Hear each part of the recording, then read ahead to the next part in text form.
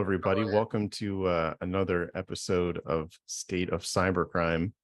Want to give a shout out right off the bat here to our special guest, the myth, the security research legend, like Prince and Cher, just one name, Dvir. Dvir, how's it going? Thanks for joining us today. Everything's amazing. Thank you for having me. So I've been waiting, I think, almost 2 weeks to say this to everybody, but I want to move it right into the show today. And I hope we have plenty of MOVEit puns as we crack right into it. So we'll go over some of our usual segments. We'll start with, is there any good news? We'll jump on the highway to the danger zone and talk to you about a couple of threat actors and exploits that you should be aware of. We'll round it out with a few vulnerabilities. And then always, we love to interact with you, our audience, in the chat. So feel free to use the Q&A or the chat all throughout today's live airing of the show. And we'd be excited to interact with you. So with that, let's crack right into it. So we always like to start out by talking about whether or not there's any good news. Oftentimes in cyber, everything is doom and gloom. And we really want to make sure that we cover the fact that sometimes the good people do get it right. So, just to get things kicked off, let's talk about the latest privacy fine from Meta. So what started as a complaint back in 2013 from privacy activist Max Schrems has turned into over $1 billion privacy violation for Meta, beating out Amazon for the largest fine awarded by the EU by about $500 million. Now, I'm not sure if this is an award that I'd want to have, but Meta has earned top spot in terms of fine being issued by EU regulators. Now, they've got until October to stop transferring EU user data to the US, but they've made it known that they've got both plans to appeal the decision. And like past experience would tell us, likely they're going to do everything that they can to A, avoid paying the fines, and B, stop the collection and transfer of information. Now, this case highlights the strict and rather conflicting differences between US privacy laws and privacy guidelines and EU privacy law and guidelines. And David, I know this is a topic that you're really passionate about. What do you think is going to happen here? Is this actually going to have any teeth or any long-term effect on data security and data privacy? It's interesting. You throw around these billion-dollar numbers and privacy violations. I think, and it's clear. I think we can all assume that Meta knew what was coming. I think they're taking the profile data from the EU citizens and moving them to the US. And Matt, you actually, I think, had some information on why they're doing this, right? You read why is it worth it? Yeah, we went back to the testimony from Mark Zuckerberg, then CEO of Facebook, now I guess still CEO, chairman of the board of Meta, talking about how the algorithm performs better the more data that it's fed. So it's almost as if, and I wonder if this is a $1 billion business decision. If we could get Zuckerberg on the line, maybe we could ask him to join us for an episode of State of Cybercrime and ask him ourselves. Yeah, you better get back to that, David. But what I would want to know is it actually worth it to try to deal with the fine? Whether it's, I'm sure they're going to settle for some amount that's less than $1.3 billion. Are they actually making more money from pulling that data in than the cost of dealing with the regulators? I think that's the core business question that's on my mind. Yeah, and I mean, imagine what that means is that, the data itself is $1 billion, is worth more than the $1.3 billion of fine that they're going to incur by continuing to bring the data over from the EU to the US. Now, that's not the only bit of good news, though. There is something related to a hacking forum. I want to say, is it called the RaidForums, Dvir? And there's some leak of user data, but I don't think people should be confused here, right? It's not user data of users' data that was found on the hacking forum. It's user data of users of the hacking forum, right?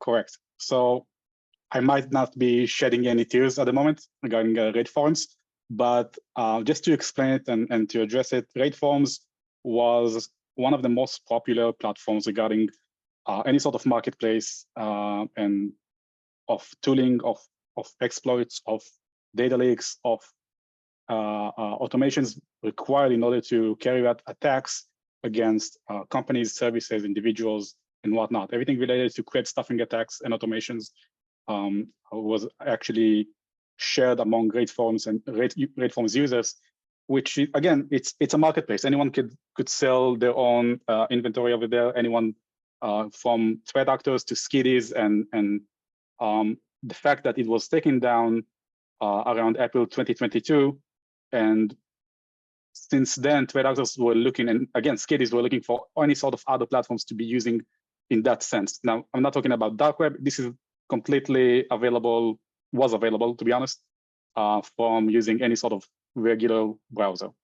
In that sense, the fact that this database was leaked at the end of May, containing the users and PII of the actual threat actors and skiddies is kind of interesting, because we're talking about less than 500,000 users with their PIs and salted passwords. So we're talking about emails, date of births, again, salted passwords, and their activities.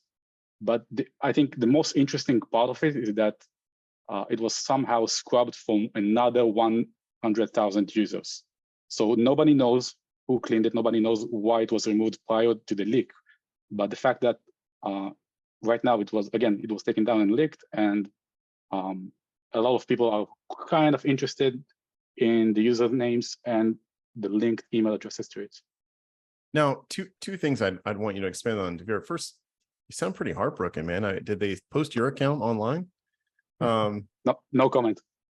And No, second one, you said something there called skiddies. For some people in our audience who might not be as in the know in the sec research talk or the dark web talk as you are, what's a skiddie? So a skiddie is usually what is called a script kiddie, a person that usually doesn't have any skill or knowledge in order to carry out sophisticated attack, but usually it's relying on automations and available tools in order to perform some very basic type of activities, such as brute force, credential stuffing, fraudulent activities. And in that sense, they are not being looked at as a real threat, as the real dog, so to speak, but usually just as a nuance, as something to be aware of. Now, the fact that there are also levels that any sort of user could have paid in order to get their rank up and to be able to gain access to much more exclusive parts of the forum is one of the key incentives of this forum. And the person behind it was actually 21 years old at the age of his arrest. So wow. It's very interesting. Yeah, he said his forum when he was 14 years old, to be honest. And one of our audience members, Nathan, wants to know, and no need to comment on it if you don't know, what is riseup.net? You see featured right in the center of the screen. Sorry, riseup.net? Yeah, you'll see by a source who requested it to be attributed to white_peacock at riseup.net. And Nathan from our audience is curious, what is riseup.net? Oh, okay. So the person who actually leaked this database was using this acronym, whitepeacock at riseup.net. It's a disposable email address. And they have this probably internal attribution that he wanted to be contacted via this email. Nobody knows how he was able to gain this database, but again, it got leaked somehow, and it's all over the internet. Sure. Thanks for that. And I promise I won't look the usernames to see if Dvir is in there in the list of customers. So one of the things we're always talking about when we talk about good news is sometimes the ability for those to help others. And so I'd like to ask the audience a question, which is, if there's something strange in your neighborhood, who are you going to call? Is it the university students that are launching their cybersecurity helpline available at 311? because college students is apparently the answer. Universities are establishing these cybersecurity clinics akin to legal clinics often offered through a lot of law schools to train students as digital security consultants and assist vulnerable small businesses and nonprofit organizations. An idea that was born out of the CISA Advisory Committee. The University of Texas at Austin is piloting a program to offer this kind of 911 sort of service as 311 in order, to help victims of cyber attacks. Similar programs are being adopted in Alabama, California, Indiana, and Massachusetts. And it's really all about working with local organizations to either implement a plan for cybersecurity or even provide some free assistance in the event of a cyber incident. And they're actually measuring their success. You can tell they're serious when they have metrics on how their ability to train students and equip them for the workforce, how many organizations that they've assisted, and what their long-term impact is on clients' cybersecurity. Now, this got me thinking, though, and David, you were the one that kind of brought this angle out for me. This is kind of ripe for an inside job, don't you think? Well, I think that there are some risks here, that college students, I think they have been a vulnerable population. And Dvir, I know you had some examples of that where they can kind of be easy targets. But on the other hand, we should also talk about some of the positive stuff there. But before we go on to that, Dvir, what are some of the risks that you've seen with college kids getting targeted? So that's a great question. We've seen for the past for quite some time a campaign targeting college students to be potential money mulers. Usually it's a form that's being sent to them regarding what's your bank account type and what do you do for a living and how much money do you make. Usually in order to get that sort of information, in order to understand whether that person is relevant for this activity, for this fraudulent activity as a potential money muler or not. And what's a money mule? What's a money muler? Yeah.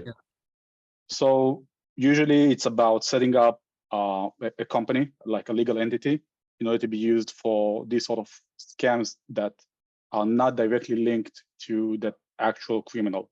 So we have this person, which is usually setting up bank accounts, legal entities, being paid by the criminals, but everything links back to him. He's not aware of the criminal activity. It's just like a potential puppet just sitting and being called upon when things get messy. So in that sense. So in other words, so they're like the one with the liability, but not actually the one kind of carrying out the crime per se. Exactly. Yep. So you've seen this kind of sort of exploit happen, this sort of human exploit where they're like, okay, how vulnerable is this person? Let's use them as a wallet, essentially, to kind of hold the money and they'll get a little piece of it. Did I get that right? Yeah, that's correct. We've noticed a specific campaign. I can't get into too much of the details because this is still ongoing, but usually it's a form that they need to fill, like the potential money mulers regarding the information about themselves. And another follow-up question to hear from one of our audience members, Ryan, are the RAID forums only accessed via the dark web, or can you get to them, or could you have gotten to them via the public internet? So specifically, RaidForums is inaccessible anymore. It was taken over by the FBI and CISA. It's very important to mention that because they took over everything related to all the other domains and potential other names. It was accessible directly from any normal sort of browser. And now there are all sorts of contenders which are trying to be the same thing, but it might be operated by law agencies. And usually the actual places that these sort of criminal activities takes place as sort of marketplaces or any sort of way to communicate between threat actors is usually in much more closed type of environments. We can talk about Discord, for example, like with private servers or any sort of dark web private servers, or even as we've seen previously with other threat groups that were closed down, like such as Conti. They had their own message board servers to communicate with amongst each other, which was right. Exactly, yeah. Not exactly. So It was inaccessible by external users, but it had their own sort of ability to communicate amongst each other. So let's move it into the danger zone. I know our audience is really excited to hear about that. Now, we've learned a lot about MOVEit over the course of the last few weeks. And the question that's really been burning me, though, and David, I'll kind of direct this at you and our audience. Is this going to live up to the hype? You know, when I saw the headline come out, MOVEit, this new, attack technique, this new exploit, the idea of just vivid images for me took me back to 2005. I like to move it when it aired in Madagascar for the first time. Now, apparently, though, David, that's not actually the source of the song. The song is from the 90s, from another band, so it wasn't made for a children's movie. Apparently, it was in a band called Reel to Reel. It's a very important piece of information. I had to look that up because I'm actually more of a Muppets moving right along kind of person. But it's a good song too. So David and Dvir, I've just got one question for you. Do we like to move it? Do we like to move it? I think we should keep moving it right along. So Dvir, the reason we really brought you on, when in terms of new threat actors or ransomware groups like CoOp that come out, you're always the person, not just that we as a company turn to, but me personally turns to really get up to speed about these threats, particularly when it comes to like explaining how they're operating their campaign. So would you be able to tell our audience, what's going on? Like, what is this MOVEit thing? Where does it play in? How is the CoOp ransomware group leveraging it? Like, tell us what you got. Sure thing. So let's think of a potential scenario. Well, we are working for a specific company and we want to share documents with our third parties on a regular basis. There are all sorts of ways and methods to do so, like having sharing links using SharePoint and OneDrive and maintaining permissions. But in another method, if we want to do it in scale, we need to have a much, so to speak, better solution than that, something which is much more functional for that. In that sense, there are all sorts of solutions related to file sharing between companies. And as you can see on the left, we have Excellion and SolarWinds, Go Anywhere, and Papercut, which I think the main thing to remember about them is that they were all been abused and exploited using a specific vulnerabilities. Now, these sort of vulnerabilities and attacks were all originating from the same threat group, which has many sort of different names. I won't go into attributions. I won't go into the people behind it, but we're talking about the threat group, which is usually referred to as Fin11, and they were the hypothesis says that they were active and grouped all the way from 2014. The name CoOp is related to the ransomware that they deploy when they compromise a victim. And their main objective is absolutely financial motivation. This is why they have the name Fin and not like anything else. Specifically in this campaign, the MOVEit campaign, and again, talking about the other campaigns, we need to understand that this sort of threat group is not the skiddies that we talked earlier about. These are the real deal. They understand that there is a vulnerability regarding a product, usually by reading a bulletin about the vendor that releases it. They study it, they reverse it, and they weaponize it all the way to be mass exploited in the wild. The thing about the solutions that we can see on the left is that all of these solutions were exploited in the same manner by CoOp, by Fin11, in the same way. And we're talking about a very sophisticated type of exploitation and weaponization that usually it's not something that a single person can carry out, but this is type of a much larger group, a very highly professional group that can study this vulnerability, understand the steps in order to reproduce a fully working exploit, to fully automate it, and to attack servers from around the world. As we go back to the first scenario that we talked about, that we need to share files between companies, these sort of servers and solutions need to be on the external premise of the organizations for our collaborators to share data with us. So this also means that these solutions are usually exposed on the outskirts, on the boundaries, external boundaries of the organization, either via on-prem or the cloud. And this is what allows it to be remotely exploited so easily when there's a vulnerability going on. Some organizations do take their time to patch, and the fact is that, and it's quite interesting because from what we've read around regarding the potential scanning attempts, it's dated all the way to March. So if we put the pieces together in the timeline, we may believe that, and we may understand that CoOp were waiting for a specific time in which the UK and US were both on a holiday. In the US, it was a Memorial Day. In the UK, it was a bank holiday.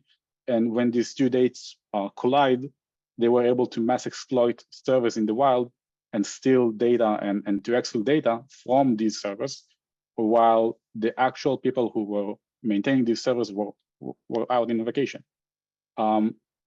This is a very complex type of attack. I won't go into the details in bits and bytes, but it requires 12 different steps in order to be pieced together and orchestrated in order to fully compromise the server and have a web shell on it and have a remote administrative tool with a C2 channel back to their servers.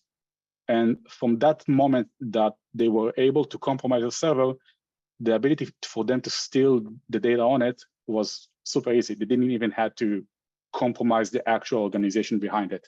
They could, but that was not the main objective. The main objective was to steal the information and to perform what we call double extortion, to say that if you're not going to pay for that, we're going to leak your information. If you're not going to pay for that, we're definitely going to leak you. And on top of that, you have a very limited time that you can pay, unless we're going to DDoS you. We're going to DDoS your entire infrastructure.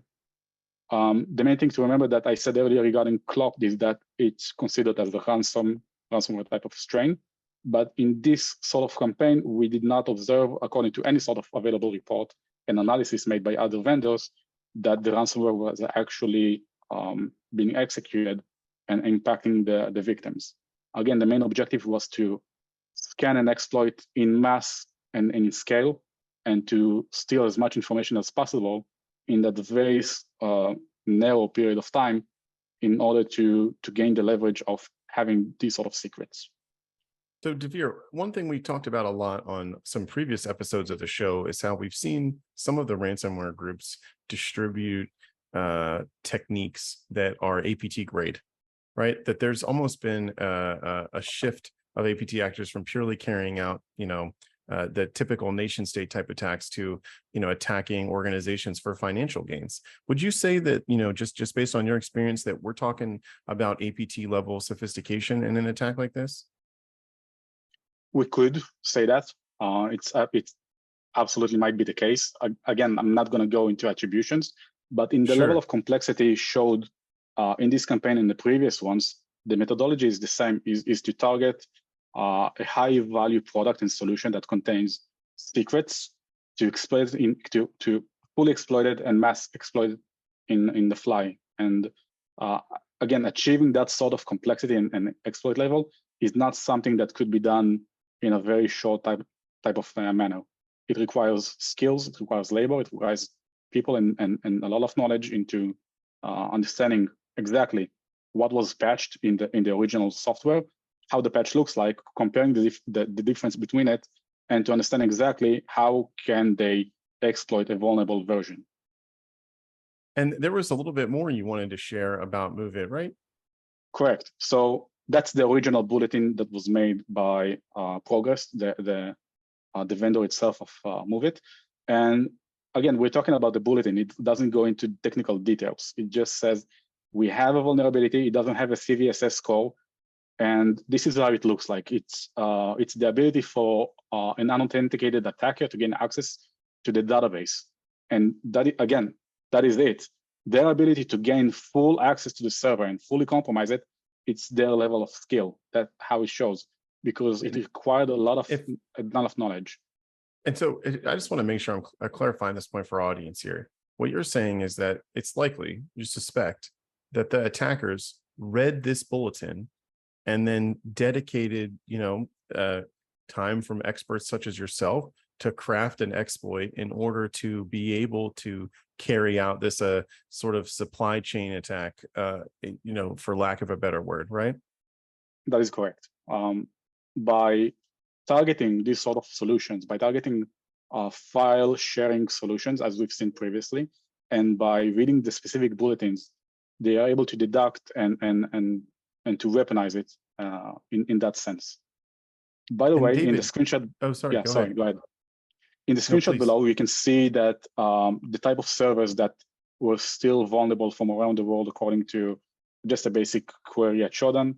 And we can see that the main, the sheer part of the vulnerable servers is originating from the US, which means that vulnerable servers still exist out there, and victims didn't apply patches yet, either due to trying to delay or waiting for the patch management procedure to begin with, or even because there was no CVSS score yet in that sort of bulletin. So potential victims not necessarily aware of the potential ramification of not patching the server. And there was one other thing you wanted to share, something related to is a little bit around like the notes that got left behind. So yeah, the note of CoOp that was left behind is very generic, usually being used around any sort of campaign that they're using. It's pushing to the victims to be contacting them in the sense of, yeah, we stole your data. You should contact us immediately because you don't want us to leak you. And it's like, again, it's very pushy, it's very intimidating, and that's a very generic type of.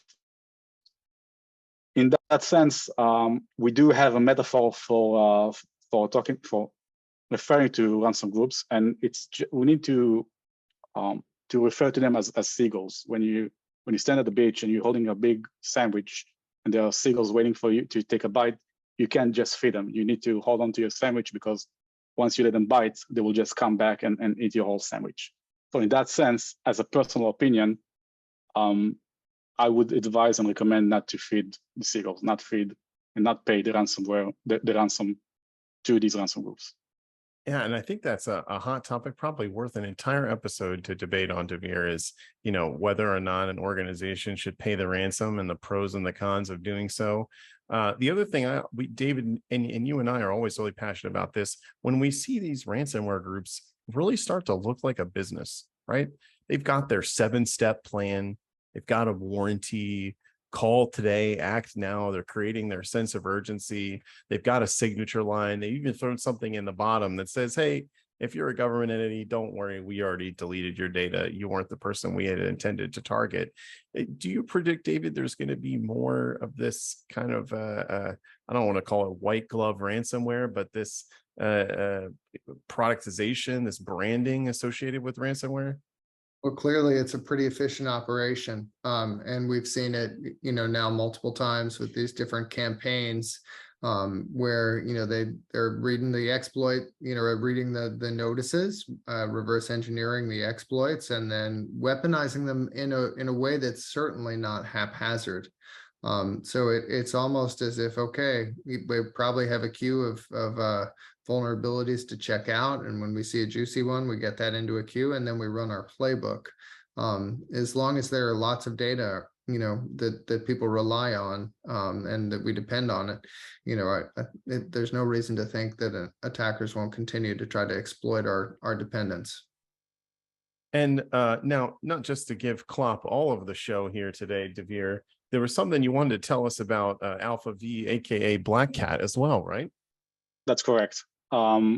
This is from an interaction between a victim to Alpha V, in which you can see that the negotiations, Alpha V is coming very strong and hard, to be honest, pushing the victim into actually intimidating the victim, talking about how much time do they left in order to pay the ransom, and you can read all about us, about our reputation and what we stand for. And all of a sudden, at the end of the conversation, at the end of the negotiations, the victim says, well, you can go ahead and leak off our information that will allow us to further restore our data. And our top management is saying, we won't pay you $500,000. We're at the top, we're going to pay you $50K. That's all. Take it or leave it. So Alpha is trying to muscle up and say, well, that's going to cost you. We're going to DDoS you, and that's just it. So in that sense, I think it was very interesting to see these sort of negotiations, because usually it's not something that gets exported. It's not something that gets revealed. You know, at the end, these are the things that usually are being talked about in a very tight-lipped and tight-lipped manner, and nobody talks about the negotiations. In that sense, the victim was taking a stand, which is very uncommon in that sense. Yeah, just saying post the data online, right? Yeah, exactly. And one of our audience, go ahead, Dvir. Yeah, and they did. It was from April, and yeah, either the victim was able to indeed restore their data, or we can probably assume that the data was not sensitive enough for them to be worried about in that sense. And one of our audience members, Dvir, asked you a question from Jose. How reliable is the statement at the bottom that the Ransomware group has erased the data from governments and police departments? And I'll just go back a slide just for our audience that's following along, right? This statement down here, how reliable do you think that is? I'll take a stab at it. I think it's just basically saying they're not going to ask for the ransom. Whether or not they've deleted it or not, I'm unsure of. I have a feeling that maybe they're selling that data to someone else who has no interest in sharing it. Correct. So let's jump on in to our next segment on vulnerabilities. Now, first and foremost, and Dvir, I mean, I guess there's a reason that we had you today. It sounds like your team, Varonis Threat Labs, is finding some vulnerabilities of their own. You want to talk to us a little bit about Imposter Syndrome, this UI bug in Visual Studio? Yeah, sure thing. So our team likes to do all sorts of shenanigans and finding all sorts of vulnerabilities, so we can report it in a very responsible manner to the vendors, making sure that no one else is able to exploit it. We've reported several vulnerabilities in the past for Microsoft, and I think this is the third one in the past 10 months, I believe. And it's quite interesting. It was we thought about it as something very basic, which we felt that maybe it shouldn't be reported to Microsoft. Maybe it's really that obvious that it's not something worth reporting. And when we reported to Microsoft and we said, like, hey, we are able to take this action, Microsoft immediately responded saying that this is something that should be fixed and got the highest priority. And indeed, they also rewarded the researcher with a bounty. Talking about the vulnerability itself, it was the ability for a threat actor to a potential attacker to mimic and spoof a Visual Studio extension that would look exactly as an original one, as a signed one by one of the vendors, one of the companies, simply by adding new lines to the file manifest of that extension and just writing signed by this. Our ability to spoof the signature for an extension and to further implement all sorts of payloads in that sense proved to be as a good use case for what we were trying to achieve. We try to show and demo that developers might be targeted just as any other ordinary user, specifically due to the fact that they're able and indeed working on secrets and PII, on IP of the company as part of their development lifecycle. And the ability to compromise a developer is not a trivial thing, because again, we're talking about using phishing emails with attachments or pulling a victim to download a malicious extension, and in that so compromising the victim and by making sure that they're infected with the spoofed extension. And that's all getting tracked as CVE 2023-28299. And maybe That's one of correct. our hosts could drop a link in the chat for that. Now, that's not the only vulnerability that's got people talking. Let's hear from, I don't know if I would call you Mr. DDoS or Dr. DDoS himself, but David, you're always passionate about talking about denial of service attacks and distributed denial of service attacks. So talk to us about this hacktivism-led impact to Outlook. Yeah, it's interesting. The Outlook, webmail has had some impact from a DDoS attack that Anonymous Sudan has taken credit for. This isn't the only Microsoft property that's had trouble. Azure has been hit. OneDrive has been hit. If you look at it, and it's the same group. They're actively trying to patch and respond to this DDoS attack. They've kind of said, no, we got it, but then we don't got it. So Outlook not so good so far. But I guess the thing that I thought was interesting about this attack, as I did some research, was how little there was out there just technically. When I'm looking at DDoS attacks, I'm usually expecting something that's exploiting UDP or ICMP, some of these protocols that are easy to spoof and create walls of traffic that are hard to miss. In this attack, that it seems like there's very little UDP surface area. There are a few ports out there on these services. There's some load balancers that have been mentioned in a couple of places, but more details to come. Obviously, it's no small feat to a massive DDoS attack on this pretty highly used service. So I think the last story that we want to share, it really, Lazarus Group is at it again, this time stealing 35 million crypto. Now, though this is a fairly small amount of crypto, this theft does bump them over $1 billion in money stolen from crypto wallets. So Lazarus Group, a North Korean hacker group, is being blamed by blockchain analytics group Elliptic for stealing 35 million in crypto from Atomic Wallet.